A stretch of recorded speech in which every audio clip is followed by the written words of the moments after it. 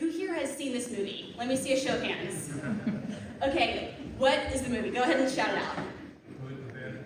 Okay, you got it, yes. So we're going to use The Good, the Bad, and the Ugly, one of my personal favorite movies, to discuss the good, the bad, and the ugly of the biopolymer feedstock industry and the path forward.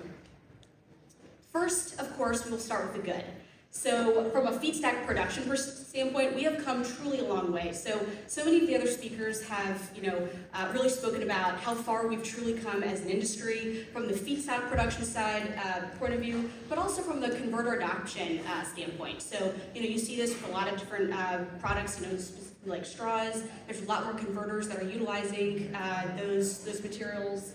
From a performance perspective, we have definitely also come a long way. I mean, I think we can all remember when these raw materials wouldn't really form, the types of materials that are being formed today. So we have truly come a long way from the performance standpoint.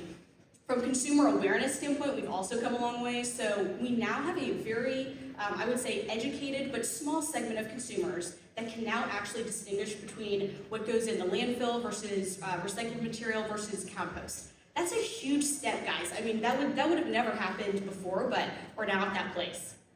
There is also more regulation than ever before. So we see that on the state, local, federal, and even international level. So whether you're in Austin, Texas, or Pittsburgh, Pennsylvania with the single-use plastic bans, all over the state of California, we're also looking at pending federal regulation, but there's also significant pieces of regulation over in Africa with single-use plastic bans, but also the Middle East. So we've come a long way when it comes to regulation, and that's a real testament to everyone in this room.